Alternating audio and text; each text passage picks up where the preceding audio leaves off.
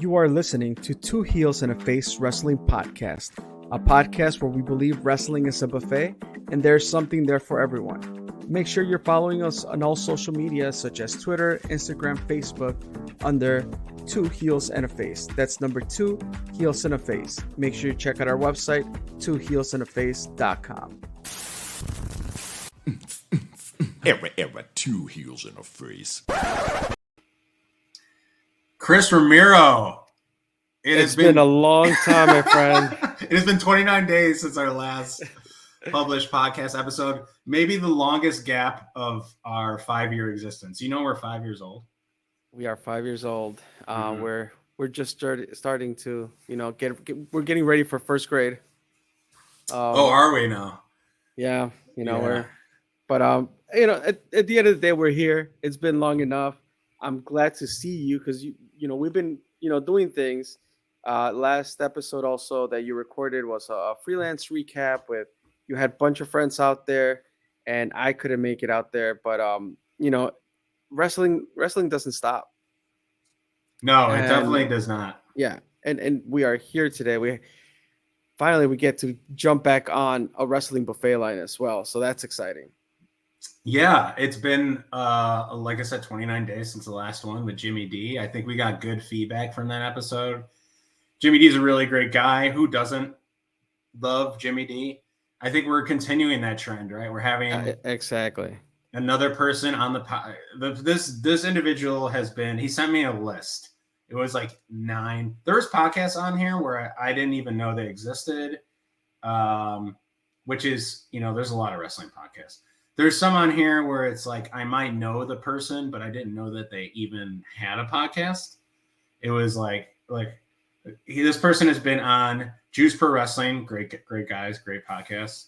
The Backstage Boys when they were recording. For the Pop, our friends Hank and Nerd. Windy City Slam.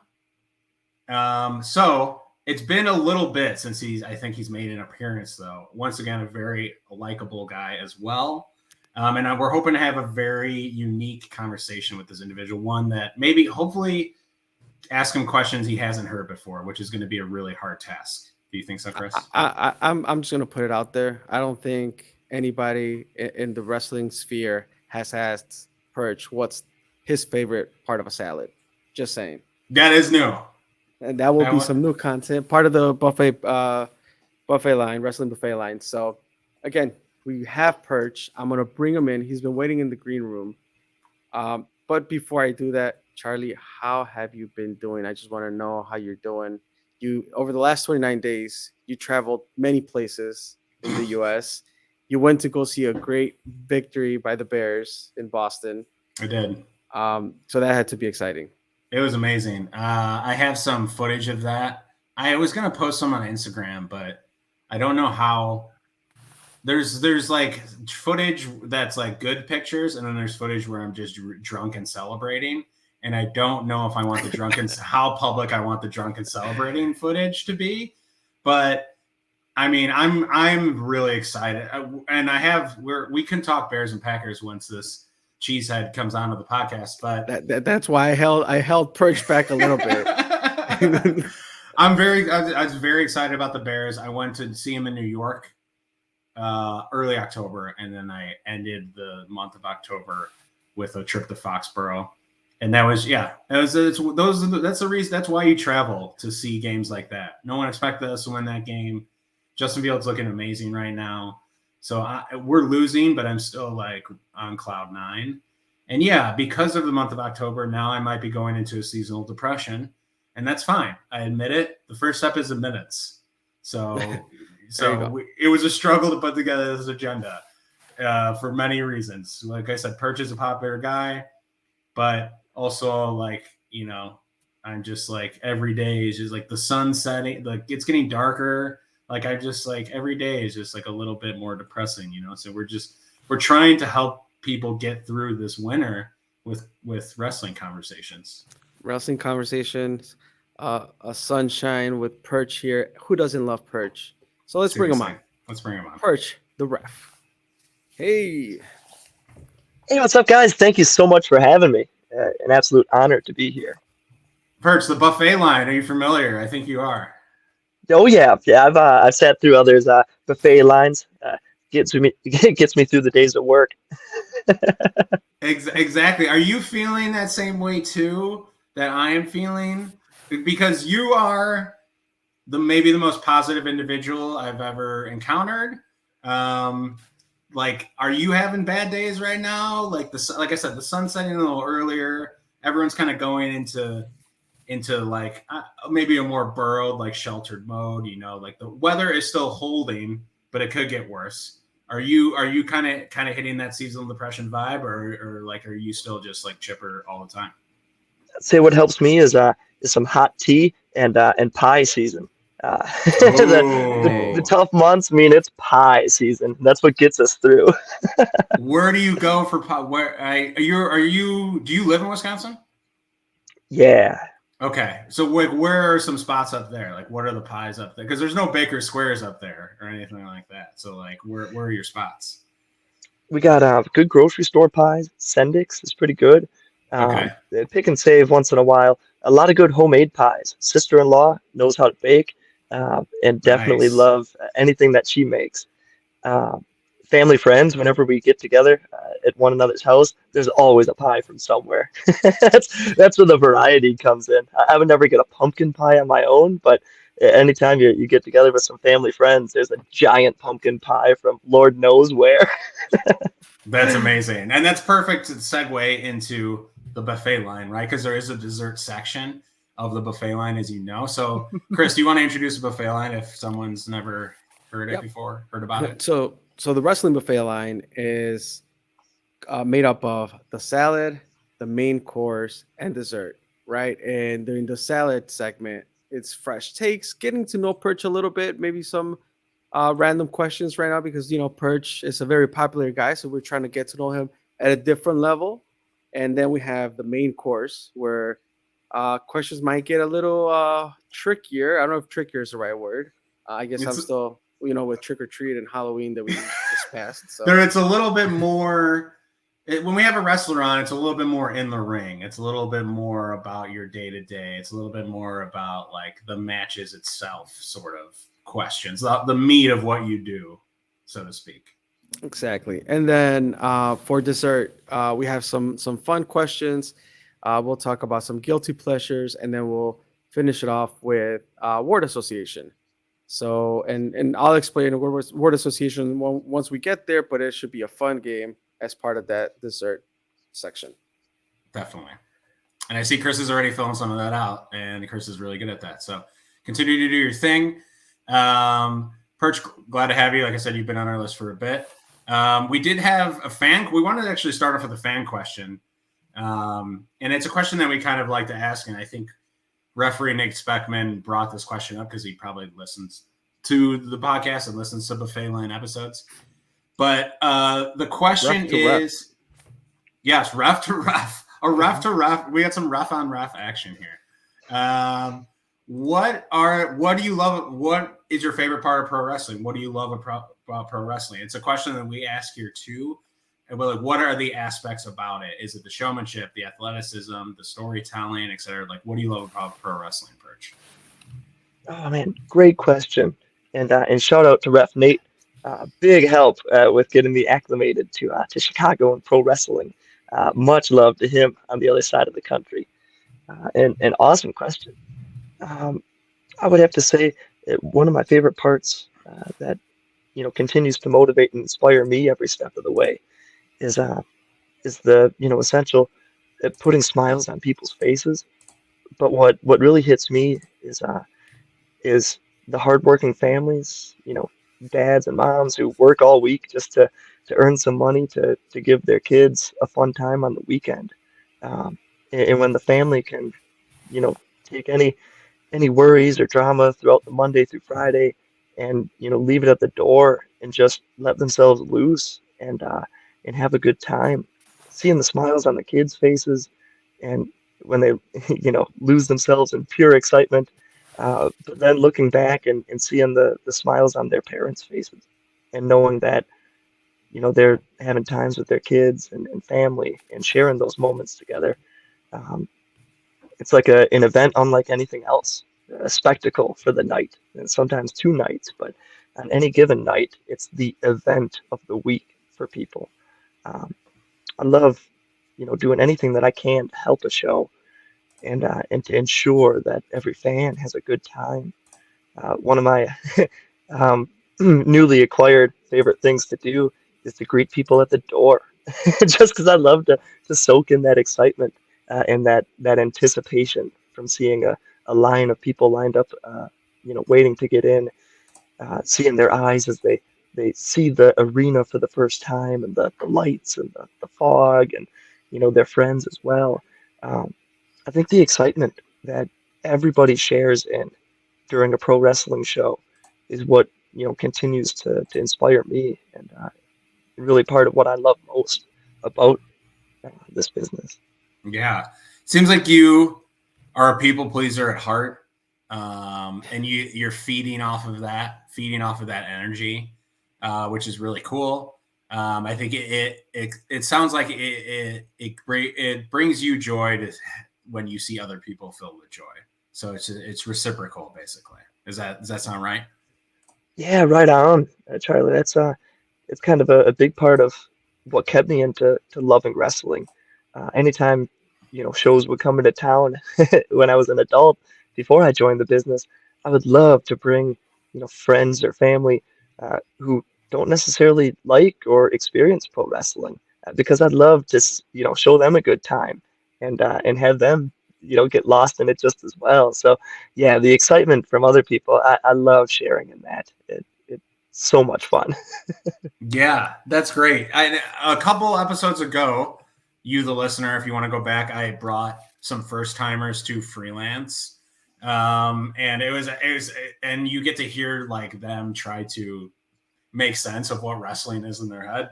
It's pretty funny. Please mind any ignorance you hear in that. Like some people, like they don't understand the terminology and stuff, so they kind of sound like goofy and stuff. But it's still like I think their heart. They definitely enjoyed the show and they tried to enjoy the show, and it was just cool to kind of like spread the word of the gospel of wrestling basically with them. Um, As Charlie mentioned, and we've always tried like to bring other people to experience freelance, AAW, any show that we go to, right? We're always trying to invite somebody to come along and experience it for the first time. um you spending so much time, like being a ref and going to all these shows, do you tend to like tell your circle of friends to like come out and or do they join you in this experience that you're trying to build for everyone else? Yeah, it's a dynamic a dynamic shift once joining the business and gradually evolving as well. Working very close to home for the first couple of years at mhm. the Waukesha Elks Lodge was where I got my first start regularly. And I would let everybody know, all family, friends, and my mom and dad would come to every show that's local. Whether I was playing any sport, they'd be right there with me, cheering from the crowd. Just happens to be pro wrestling. Um, and yeah, would have a lot of friends come and work pals too, who would come there and surprise. None none more surprising than when I came dressed as Dory Funk Jr. for a Halloween battle royal. there's there's 20 people from work. Like, oh my God. Luckily, we don't get embarrassed in this business because this sure would be an embarrassing. That's great. Uh, but but as time is gone on in different venues and really continuing to venture out across the Midwest, I don't have as many family and friends attending the shows anymore. So I'll tell them all stories about it.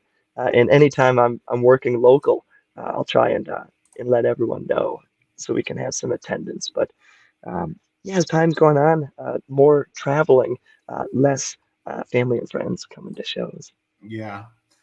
That's okay. I think you're still, like I said, you're a breath of fresh air. Have you ever had like a bad day or a bad show? What is a bad day for Perch like? Is it just like an average day for a normal human? Like how do you stay so positive?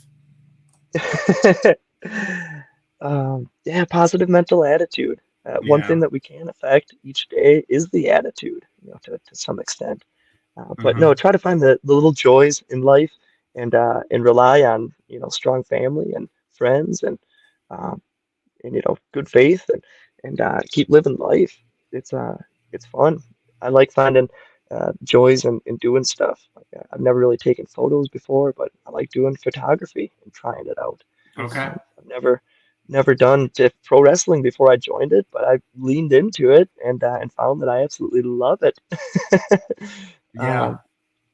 Um, taking walks around the lake and seeing Lake Michigan and just kind of stretching by the beach in Milwaukee. Stuff that I just wouldn't normally do, but I find joy in it. So I find time and make time to enjoy moments in life. Yeah. No, that's great. I think you hit an important note about your attitude is something you can control, right? And I don't know if enough people know that or think that way. And I understand it's tough too sometimes. Everyone has bad days, but I think you're an inspiration, honestly, for that positive mental attitude. Um, Something that might not be so positive for you, and I gotta bring this up now. Like, okay, scale of 1 to 10.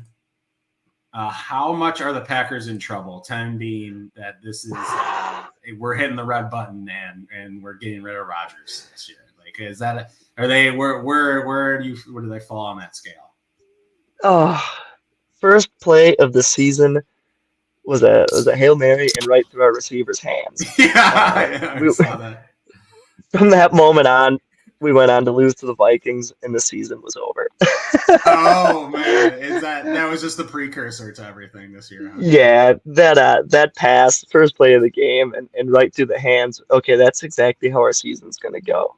But just unlike that pass, the pass was good, the catch was bad. This year has just all around been bad. Bad team doing bad things. Yeah, So I had to bring so it that up button's only pressed. yeah, I had to bring it up only because you've had so much. Just let me just I'm holding on the hope that the tide is turning because you kicked our ass for so many years. So I appreciate you being Oh, a good that's sport. that's too funny. That's too funny. And collectively, as long as we beat the Vikings, for the Pack Bears, we've had the longest rivalry for all of football. It Yeah, transcends the NFL. So I've got respect for the Bears. Just as long as we beat up on those Vikings, that's what you ask. And do I have a bad day? It's been a little dampered waking up every day with the Vikings on top of the division for 6, 8 weeks, 9 weeks. Oh, it's been awful. yes. So I get maybe it's just like I get so fixated on like watching the pack lose that it's like oh yeah, maybe I should realize that the Vikings have one loss and maybe I should focus on that. But my focus is just on seeing Justin Fields progress. So on a scale of 1 to 10, how good do you think Justin Fields is right Right now, I'd give him a 5. now? He's Okay. earned that 5, Yeah. and chance to see what else he may have. Better than Jay Cutler, I can say, and that's coming from a Jay Cutler fan myself. Okay. Wouldn't want him on my team, but I loved him in the Fair. division. Fair. Yeah. Fair. He But had some no, flaws. I like Fields. I like Fields, and watching him play is exciting. That Dolphins game the other day was fun to watch. Yeah, absolutely. Cool. So we've established you're a cheesehead, of course. Um, there's some other different things about you that we can mention as well. Like if I reference my notes about Perch section that I took this week as I was walking the dog and powering through podcasts that you were in. Um,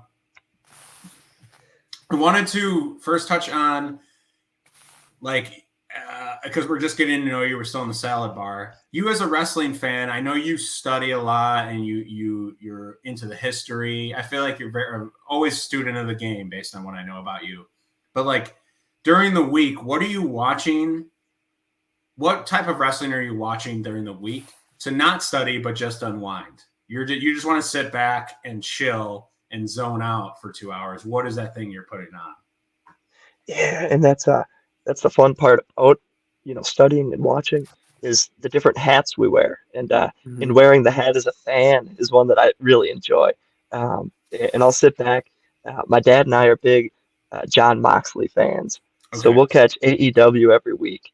And if there's a title match going on or a big fight coming up, that's some excitement to look forward to. Good anticipation through the week. Maybe you hear about Moxley defending the title on a Monday, so it gives you 2 days to think about it. And yeah, especially with the Pack doing bad, these Moxley title defenses have been like our best sporting events of the week.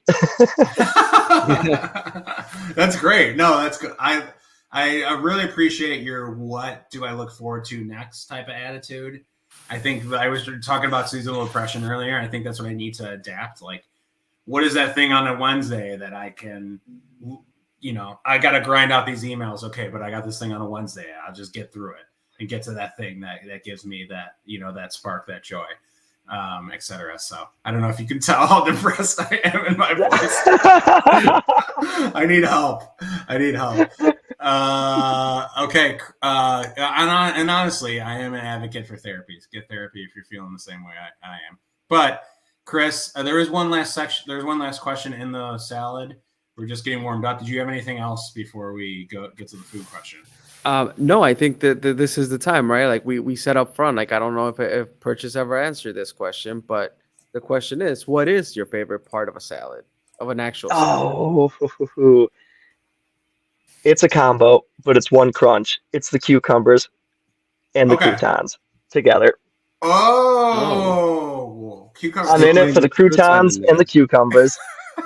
I actually really like that answer a lot. Like you're basically you're talking about one scoop with both of those things in there. So you just As want many that mega cucumbers. Yeah. Oh, yeah. That mega crunch.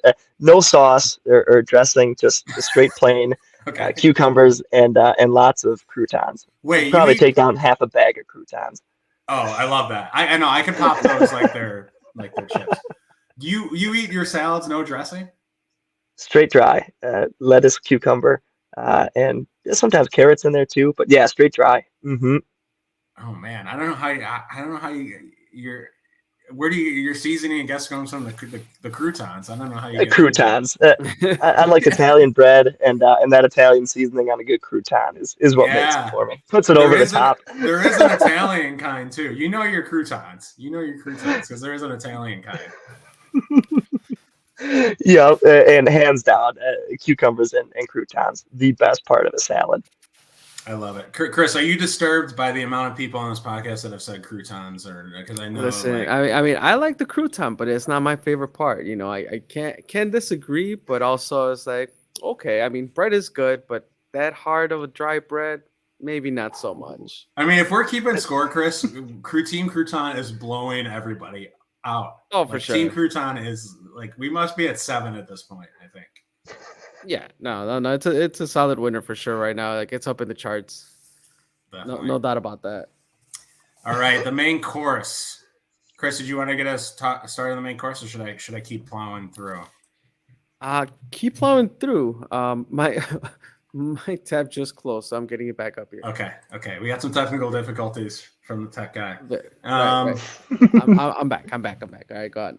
All right. So when I was walking the dog, like I said, walking the dog, just listening to Perch's voice, basically, you were in my dreams, Perch. Your voice. What do I ask Perch that he hasn't already been asked before? You always talk about absorbing and being the student of the game. Like you said that once again, go listen to Perch on Windy City, go listen to Perch on Juice Pro. And like both of those podcasts, you're like, I study, et cetera, et cetera. But I didn't hear any lessons that you've learned. Like you're like, I pick people's brains backstage.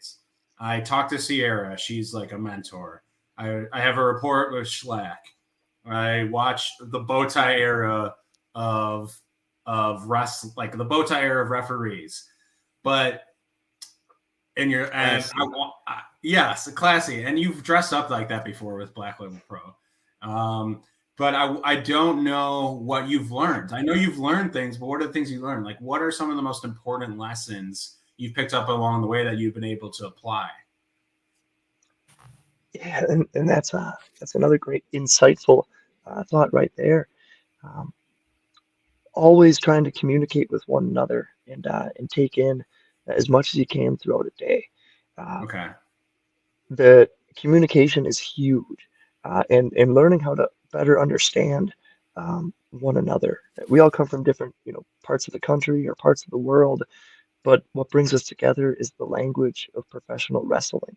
Okay. So to hear how people understand, professional wrestling and see it through their eyes and ears, um, is what I try to absorb just as much. Hearing how, someone from like a Josh Alexander from Canada, the way he'll structure a match or put a match together. And myself as a referee, certain things to pay attention to so I can make sure that I'm there for him when the time's needed, or before the match or after the match or during the match. Better understanding where someone comes from allows me to, um, you know, put myself in the best position for us all to succeed. Yeah. Um, So he's like, I'm going to do this thing, and you need to be here to tell me to stop it, or to further the story, or to just be on cue, basically, for this thing I'm trying to accomplish. That would Yeah, be, and really being all open ears, open eyes, um, mouth closed until it's time to open the mouth for Mhm. communication wise. But yeah, certain people have different structures, and if I can, it's like if the ring is the field, if I can be a good groundskeeper and make sure that that field is in, to everyone's liking, um, Okay. it's going to put us all in the best position. And everyone's a little bit different. Some people like, a little more hands-on. Some people like a little more hands-off. Um, even take working with Gringo Loco and introducing me to all the luchadors Hmm. from Mexico and all over the world. I never spoke an ounce of Spanish before joining the pro wrestling business. Now I've got enough working Spanish inside the ring to work with two, three, four, eight, 10 different luchadors all at the same time. Um, Now that's a different walk of life that I don't necessarily come from, being Yeah. from Milwaukee, Wisconsin. Yeah. But as long as I know myself in the role that I play as the man who's calling it right down the middle, I can be accommodating no matter what part of the world you're from. So yeah, something very practical was learning Spanish from the locker room and picking Hmm. up some of the luchadors and giving them rides and always hanging out afterwards. Um, yeah, they've been a tremendous help. So some actual practical knowledge there as well at learning different languages. That's a life skill. Yeah, that's an Yeah. actual life skill Yeah, that you can use. Yeah, very exactly. much so. Very much a life skill. I like to carry a notebook with me everywhere. It's like my computer when I'm on the road. So I'll take notes and because I take this business as I'm a student, like said before. Um, so if I'm a student at school, I'm going to carry a notebook and take down as many notes and carry stuff with me. So yeah, the practical knowledge, the stuff that works just as well outside of wrestling, and those are life skills that can be carried wherever. Um, and yeah, really getting to know people from different walks of the world is some of the life skills that have been developed as well. Yeah, that's true. Like even even the local travel, and like you said, you're meeting people from different states. I think that opens your mind a little bit. You Mhm. were very well mannered, right? If you spill a coffee in a gas station, you will clean it up with a mop, right? I think I saw that on Twitter once. So like no matter where you are, even if it's a grimy gas station, your manners, you give everyone the same amount of respect. Is that true? So true, so true. It's, we're a team together, and we all have a role to play. And if I can can play my role, that's going to help everyone else in the long run too. Yeah, how much does a ref help orchestrate? Because, and I don't know, I'm not trying to. This isn't. I'm not trying to pull back any curtains here, But like, how much? Or you're keeping time. You're almost a little bit of a mediator between. Okay, so like the booking happens, right? You versus you. Here's what I want. Here's what should happen. Here's a story ish, and the wrestlers fill in a lot of that, but you're almost you're like a mediator a little bit. You're kind of pushing the cart along the road and then telling it when to stop, so to speak. So yeah, is that accurate? Or you do a lot of orchestrating in the ring to make sure the match is what it's supposed to be, or are you just kind of doing the starting and stopping, or am I completely off base here? Yeah, no, right on. All of the above. Any given match can require, uh, a different level of attention being Yeah, paid to. On any given, card or a show, it may be three matches, four, five, six matches, sometimes more. Um, I'll make sure that I treat each match individually. Um, After one match, it'll be a reset and start fresh, and then another reset and start fresh. Um, I don't like to carry anything over from one to the next because everyone's a little bit different. So really developing a good rapport with people over time help you understand what someone may be looking for inside the ring. Um, Otherwise, uh, I let them know, hey, these are the rules that we have for this company. This is when we're going to go on. I'll let you know uh, when we're up next, and I'll walk you guys to the ring. And that's pretty standard and pretty universal that I'll do yeah, with everybody. From there, it just relies on all of us being professionals individually and working together. But yeah, it comes down to that referee switch being turned on. So that's why I like to you know let people know the rules and all that stuff, so it gets me in the right mindset and in the right frame for the character and the role that I'm playing. yeah. Do you give yourself any sort of pep talk before you go out there, or anything like that? Like, how do you get your like? Do you go over anything in your head? Yeah, absolutely. Um, Before any show, I'll always take a few moments to kind of reflect. We always get the butterflies, but turning the butterflies to adrenaline is a real thing.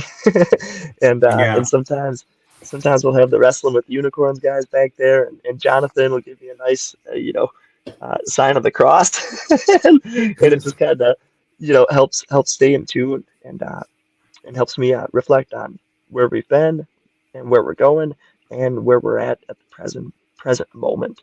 So really just trying to get the mindset amped up and to be present for that given moment is I'll always take time to take that moment. Yep. as as you take those moments, right? And obviously in your head you're planning, what needs to happen. And as Charlie was saying, you coordinate some things. Ultimately everyone's a professional, right? But there has to have been a bump that you remember the most as a ref. Like, what was that bump that you're like, oh, this hurt, or this didn't go as planned? Yeah, there's always something, uh, whether it's myself or someone else inside the ring. Getting inside that inside the ropes, it's a caution area. It might as well be Mm-hmm. caution tape instead of ring ropes.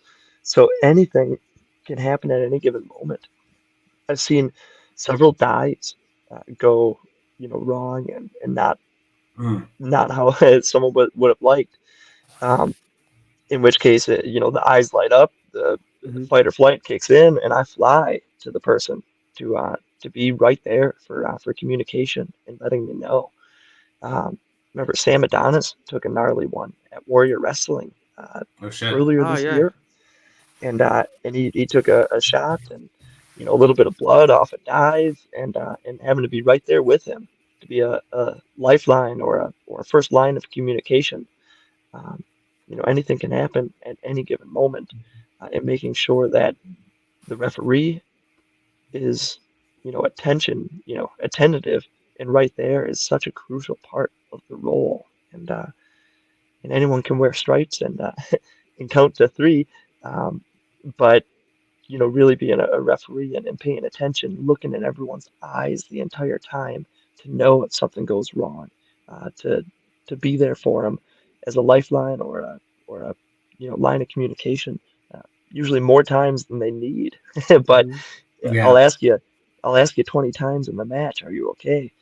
And you may not need it for 20 times, or you may need it that one time. and that could be a make or break for the match and the night itself. Yeah.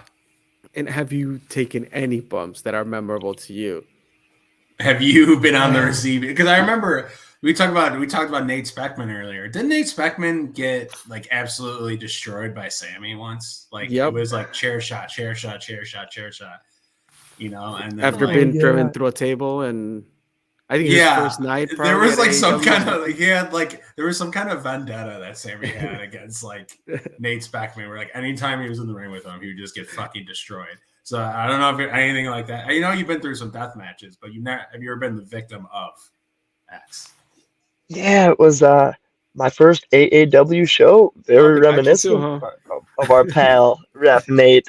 Wow. Nate was reffing the match. This was at Turner Hall in Milwaukee. Um, my introduction to AAW and being a part of the roster. Okay. And and Nate was reffing the match between Sammy Callahan and Jacob Fatu. One thing led to another. Sammy kicked Nate as hard as he could, right in the right in the midsection, below the belt, and took him out of commission. Um, a minute later, I come barreling down the aisle and slide into the ring for a 1, 2. And it was just a 2 count. I signal to the timekeeper, and right then Jacob Fatu gives me a super kick right to the face, and put me back into the corner and pulled his running as fast as you can and turning and getting you right in the corner maneuver. Oh took my! me out. Oh shit. Poor you guys. Poor Nate. Poor you.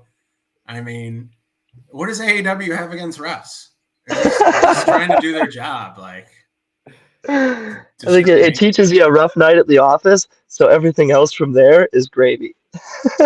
Yeah. I hope he pulled that kick a little bit when you got hit, but I don't know. We miss Nate, of course. I want to point out. I think that it was like right when he left, you came. I think kinda, and I mean, we miss Nate, but like getting you in return was a blessing as well. So just a couple good referees here, you two, and it's just sad to see you guys abused by the AEW roster. So I'm sorry about that. Sticking to the AEW roster, anything that shocked you from that JLM recently? Oh yeah, JLMT. Sorry. Yeah, Chris. I was about to say. I was about to step in there. Do not forget the T. Don't forget the T. Yeah, what did you think about that, Chris? The both those nights. So much fun. Great matchups. I think my first matchup of the weekend was Dante Leone against Masha Slamovich, Mm-hmm. and watching the way Masha, fights in a match, and I love to see how her opponents bring the fight to her every time. That was a good, innovative match to kick off the tournament on my end, and really enjoyed.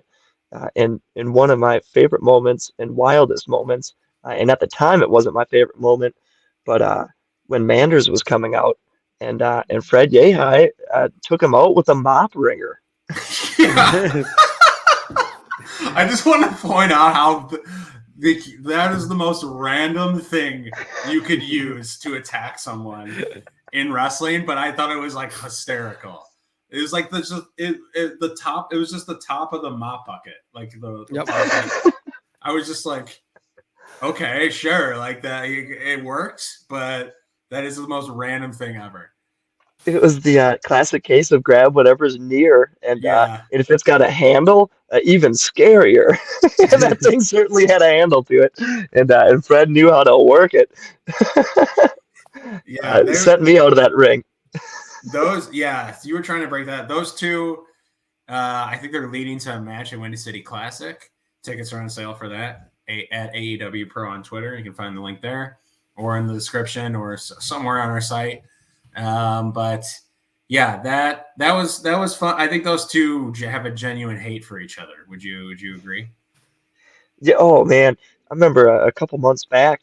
I think it was Manders in the ring, may have been Fred in the ring, one of them at Logan Square, and the other was up on the balcony, and they were hollering back and forth across everyone. It was like a real moment, a real tense. this this rivalry is for real, and I love it. I love the aggression and savageness of Fred Yehi and Manders. We've seen him go to war and part of SGC. The guy can get beaten up and battered up and still deliver it just as hard as as he did before. Yeah. What did you think of the winner, Gnarls? I think that I wrote about this. I wrote a recap article. If you missed the show, it's on Fight, and if you want to see the recap article, it's on twosontheface.com. But I thought it was.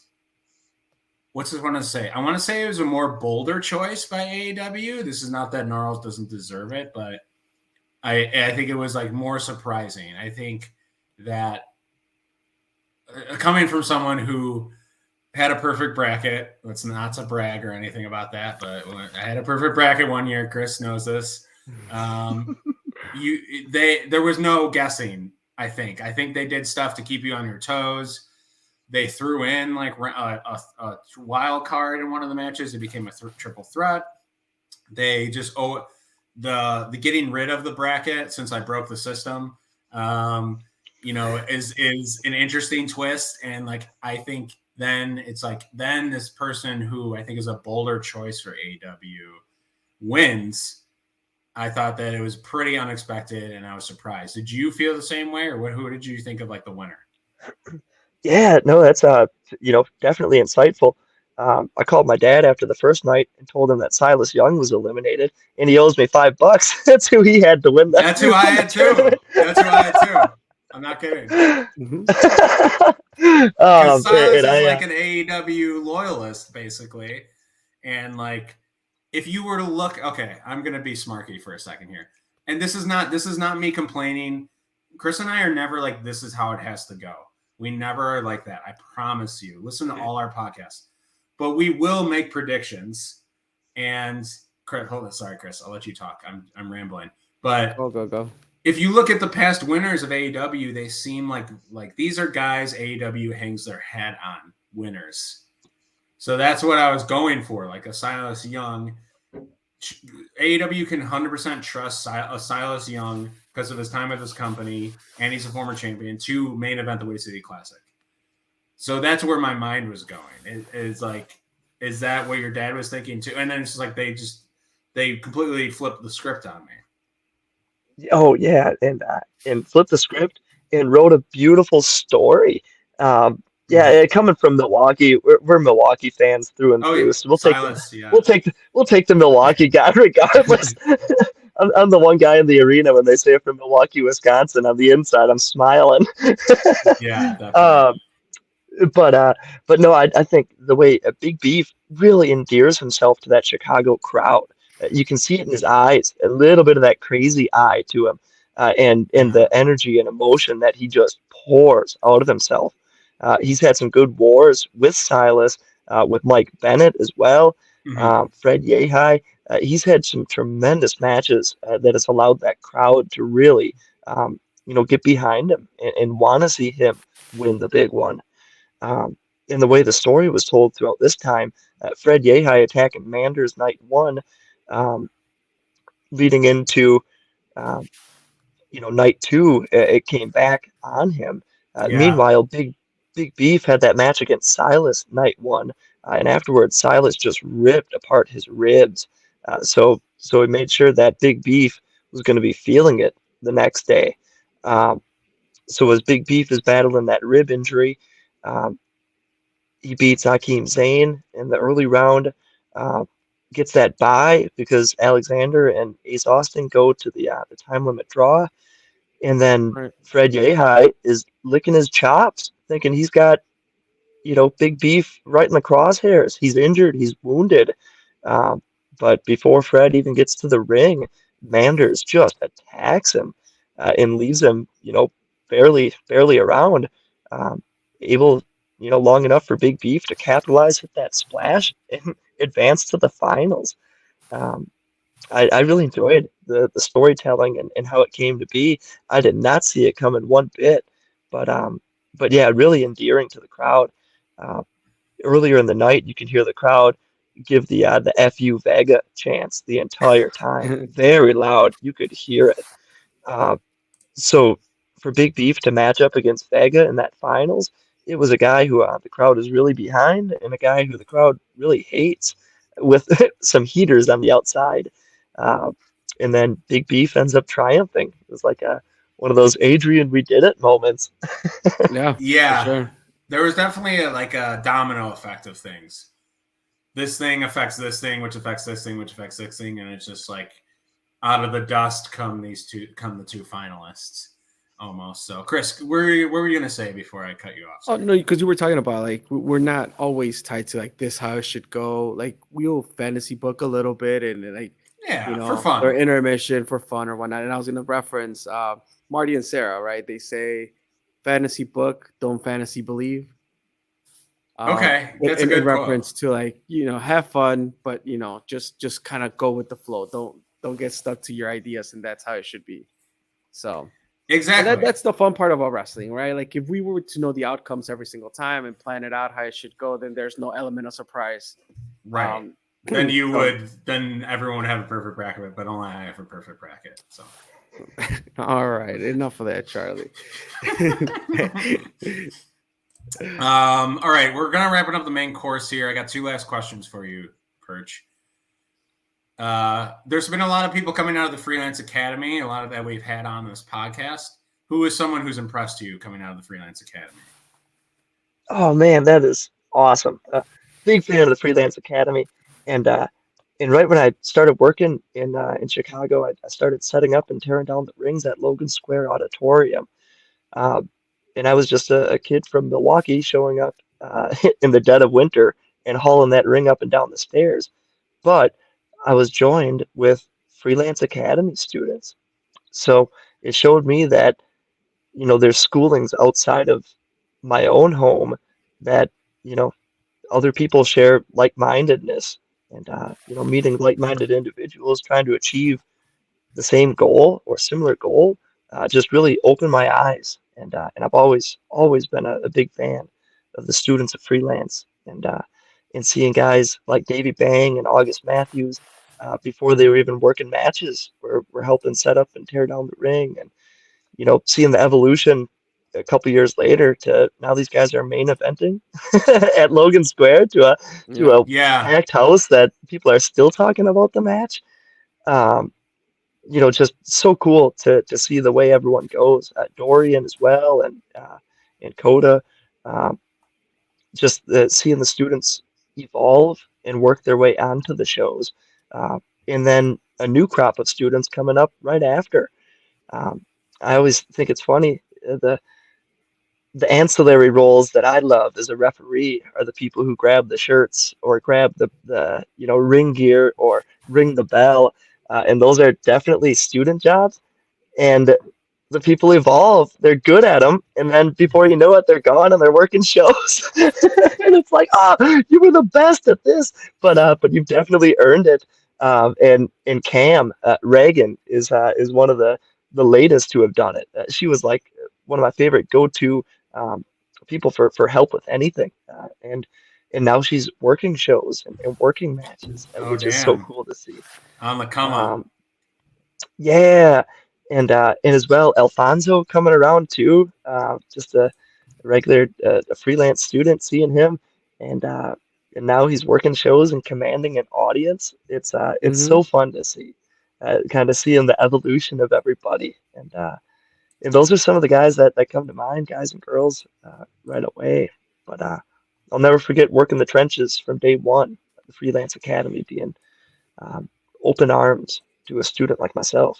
So we've all kind of gradually worked our way onto shows in time. Yeah, that was a very diplomatic question for you. I think you kind of included everyone in that. Who is the nicest person backstage? You have to give me an answer. You can't say everyone. Ooh, the nicest person backstage? Yeah. Ooh, I would say it hard to denied Jason, who works the pre-show at Freelance Wrestling.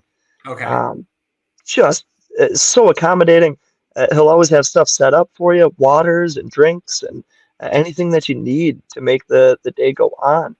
Um, the master of accommodations, and then he'll go out there and rock that pre-show and get the crowd going nuts. I'd say he's just about as nice as they come inside the locker room. Shout out Jason. Awesome. Well, I think that wraps up the main course, right? But if It we're does. thinking about a buffet, and you're in that buffet line of food, Perch, what goes into that main plate for you?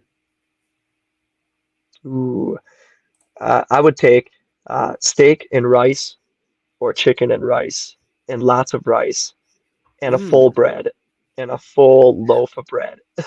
Full of bread. Full loaf of bread. Carbo loading, Yep. huh? Yep. Carbo loading, or maybe even a lasagna. Lots of noodles. Big fan. Oh.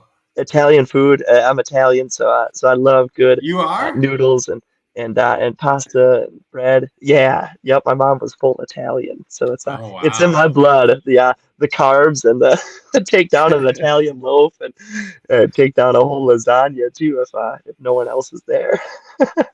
Damn, little lasagna, huh? So good. No better noodle Making than a me hungry lasagna already. noodle. Oh, great. That's a great answer. Getting into the desserts here. Thanks for sticking with us, you, the listener. Appreciate you. But we're going to get into the dessert really quick. We have a fan question I wanted to start off with. This fan, oh, God, what is his damn handle? He said, finish this phrase. Sorry, I don't have his handle. I didn't write it down. But he says, finish this phrase. Bucks in 6. Bucks in 6. That's a reference to, congratulations, by the way. I think that was what, 20, was that 2019? Yeah, I believe 2020 2019, or 2020? 2020. 2020. Yeah. Yep. Yeah, awesome experience seeing the Bucks win the championship. Um, I grew up a big Bucks fan in the Ray Allen, Glenn Robinson, Sam Cassell days, back with the purple jerseys. Damn. Those jerseys were cool. We don't have to talk about the Bucks for a long time because we're Chicago based, but those jerseys were really cool. Oh yeah, Those like 90, those retro 90s ones. loved them, and Ray Allen was our guy. Jesus Shuttlesworth, and seeing him play was amazing. And would love to see other teams coming to town like Vince Carter and Allen Iverson. In that era of basketball was so much fun.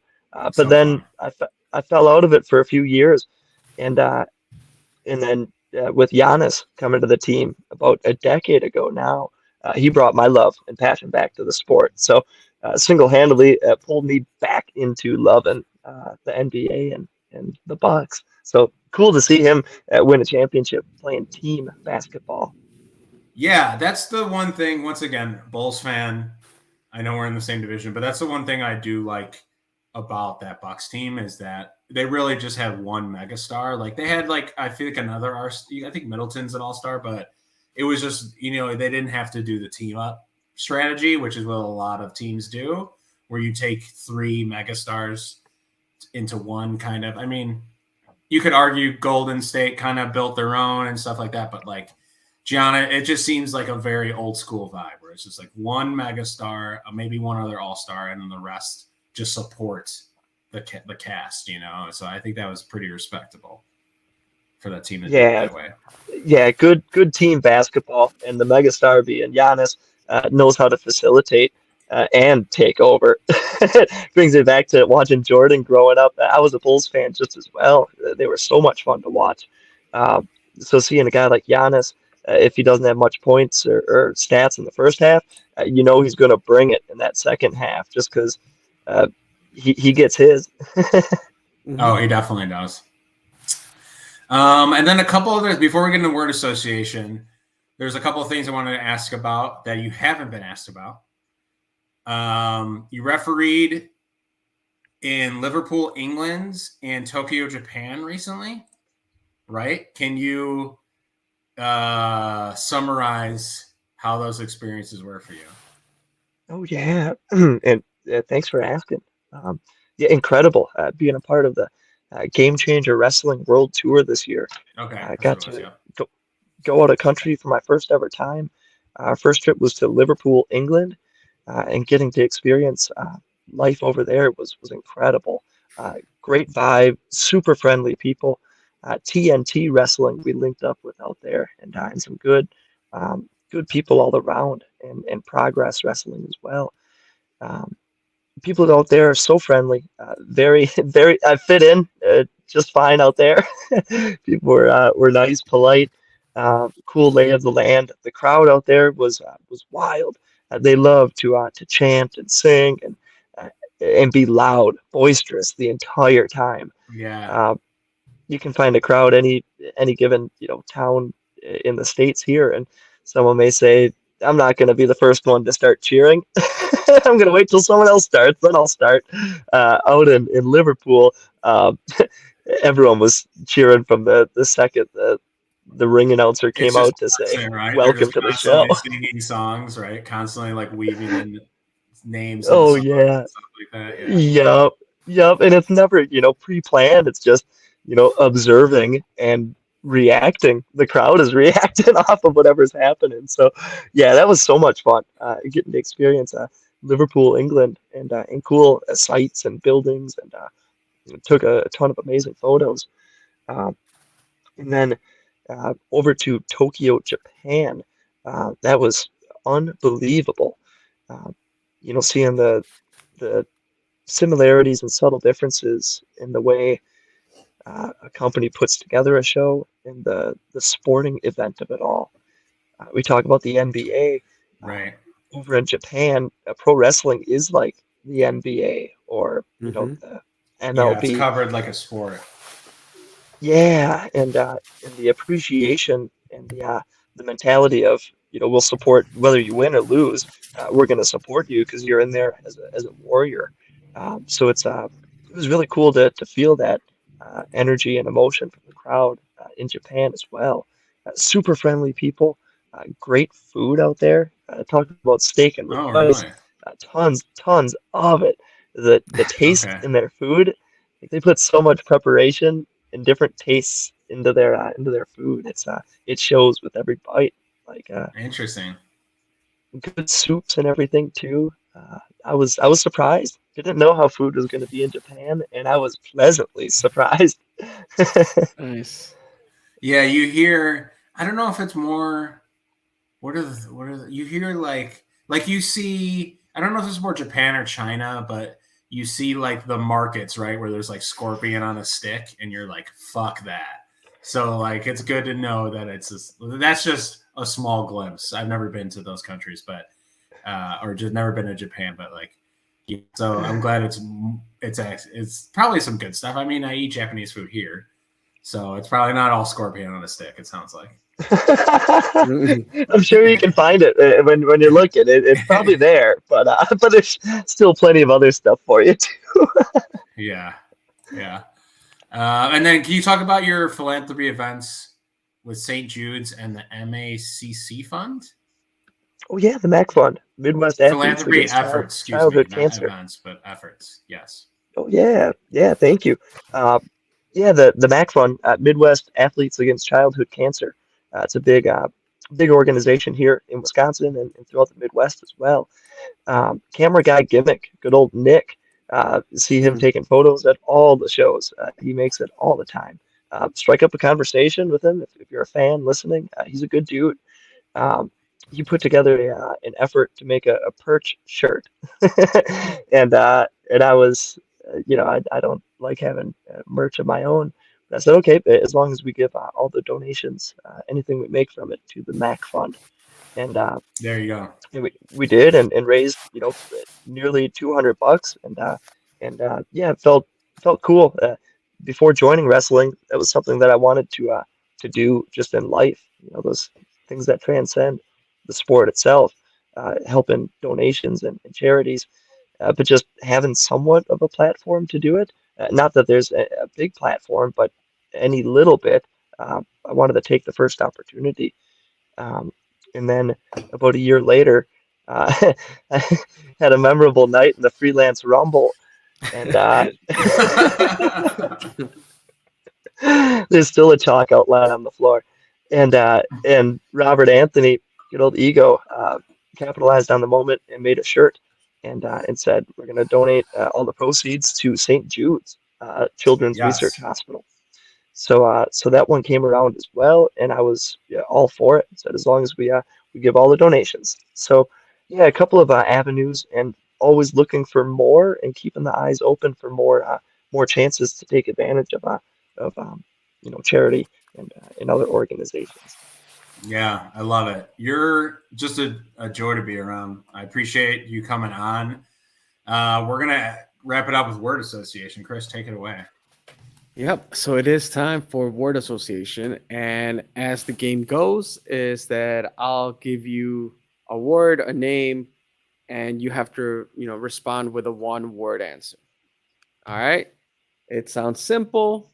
Some people think it's hard, but I think you got this, Perch. So here we go. We're gonna start off with the first word is wrestling. Love, Ref Tommy Young. idol, Pumpkin pie. fall, Nate Speckman. Hmm,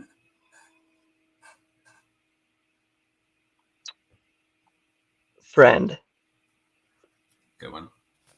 Packers. blood, AAW. education, Chicago. city, Freelance wrestling. academy, For the Ref brand. pound sign, Milwaukee Bucks.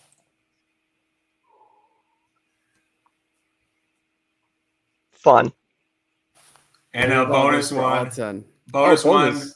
Zella Pro. Green. Yeah. You knew the bet. You knew the bet. Oh, I love it. I love it. And I would also say venues for them as well. Always different venues. Yeah, Yeah.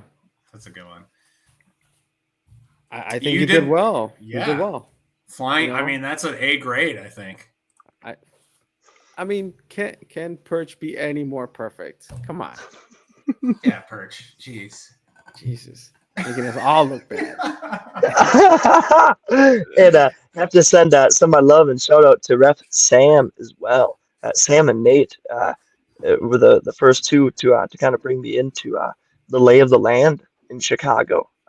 I mentioned city because it's Milwaukee's my Mhm. hometown, but Chicago's like my big city.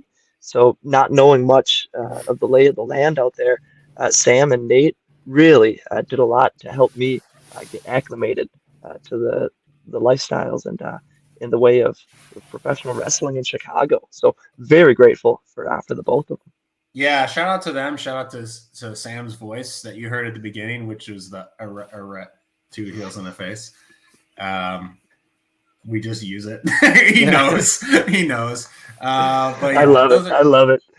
Those are two good guys. Yeah, the refs. Refs need more love. Support your local referees. Don't hit them over the head with chairs. And just be nice. I mean, how can someone not be nice to Perch? You're, like I said, you're just a bundle of joy. And you're brightening my Tuesday. Maybe I think I'm gonna make it through the week because of you, Perch. So thank you. Same.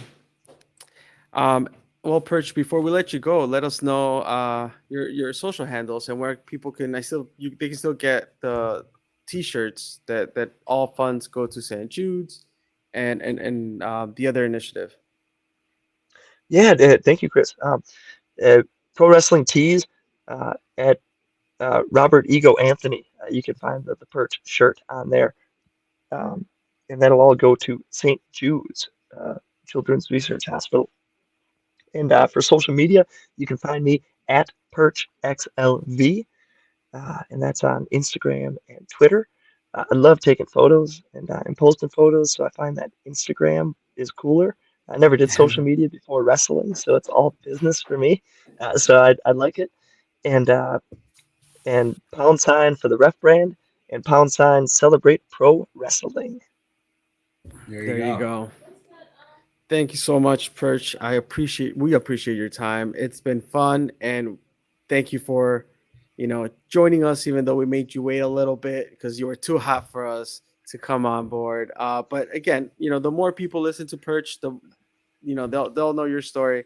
And again, it's always a pleasure not just spending time with you here, but also seeing you in the ring, and you know, counting to three, right down the middle. You know. Just being a No fair and good tricks. dude. Yeah. No trickery. No trickery. You can always trust the man from Milwaukee to call it right down the middle. Just a nice, There simple you arbitrator. No, but True. thank you guys so much for the invite on and all you do. Like I said before, you guys help me through the week. I love listening to the show and any of the local podcasts, especially your guys. Love hearing your perspective and insights into to how you guys view wrestling and pick the brains of other people that I'm working in the trenches with. So an absolute honor to be on the show here with you guys for real. Thank you. Yeah, you're welcome back, and you're welcome on any time. So, well, I'm sure we'll see you to show upcoming. We'll be able to shake hands, talk a little bit. And Chris, where can everyone find the rest of our stuff? It's been a while. I don't even know how to close out this episode anymore. But no, you can find us at Two Heels in a Face. That's number 2heelsintheface.com. Twitter, Instagram, Facebook, everything is under Two Heels in a Face, number 2 Heels in a Face. And just remember to, forever and always, #Viva la Chico. Yes, definitely with that. All right. Appreciate it. Thank you.